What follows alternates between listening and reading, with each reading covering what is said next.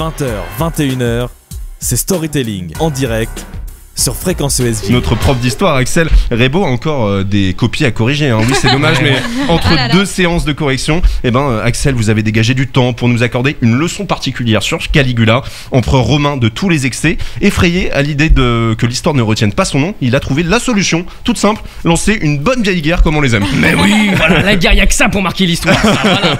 Alors, je sais, il y en a sans doute dans la classe qui se sentent un peu malins, genre Caligula, c'est pas du tout inconnu, franchement, moi je connais. Tu te tais, Timéo, tu te tais. Comment vous parlez à vos élèves? Non mais déjà que je corrige ces copies bourrées de fautes au lieu de bronzer et d'alimenter mon compte Instagram, tu vas pas non plus faire court à ma place, Timéo. Bref, Caligula donc, 1er siècle après Jésus-Christ, page 97. T'as ton manuel, Timéo? C'est bien, bon. Oui, certains d'entre vous le connaissent, Caligula, et pour cause, il a tout fait pour qu'on se souvienne de lui, en bien ou en mal, surtout en mal en vrai. Instable mentalement, cruel, voire complètement débile. Je pourrais par exemple... Vous avez plein de points communs. C'est pour ça, voilà. Non, c'est méchant. Allez-y, Axel. Mais moi, je pourrais vous parler du jour où il a fait, par exemple, sénateur son propre cheval. Ouais, il l'a fait. D'accord. Moi, j'aime bien mon canasson, vas-y, sénateur. Non, mais pour se marrer, pourquoi pas. Mais ce canasson, il avait le droit à du foin de compète.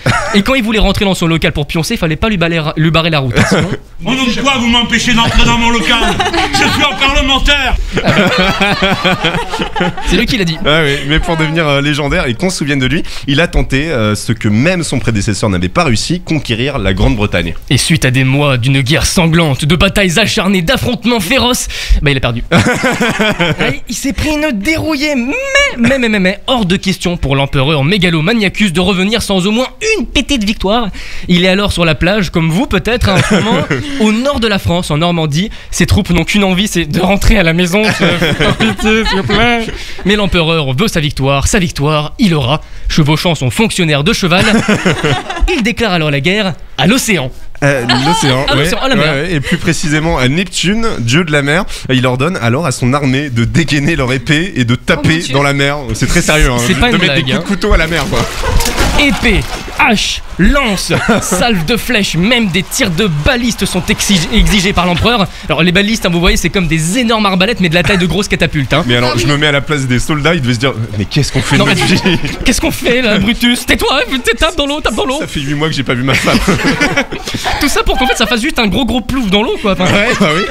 Une fois qu'il en a eu assez, après quelques heures, Caligula déclare qu'il a remporté la guerre. La classe. Il ordonne même à ses hommes de ramasser des coquillages sur la plage en guise de trophée. Je déconne pas. Ouais, on fait avec ce qu'on a, qu'est-ce que vous voulez, hein? Que voulez-vous? Donc si vous passez faire bronzette sur les plages de Normandie cette année, un peu tenue, je vous prie, surtout toi, Timéo. Ouais, je vais pas te lâcher, parce que c'est quand même le théâtre d'une ancienne et sanglante bataille où des hommes ont risqué leur vie pour défendre la grandeur de Rome face à une marée montante. Et devenu tellement instable, Caligula finira par être assassiné par ses propres sujets. Son cheval, le sénateur, quand même, on s'en souvient, est lui tombé en disgrâce suite à une affaire d'évasion fiscale. Oh là là. Je suis pas sûr de celle-là, on l'avait payé sur le coup quand même pour vérifier. Merci Axel Rebaud. 20h, 21h, c'est Storytelling en direct sur Fréquence ESJ.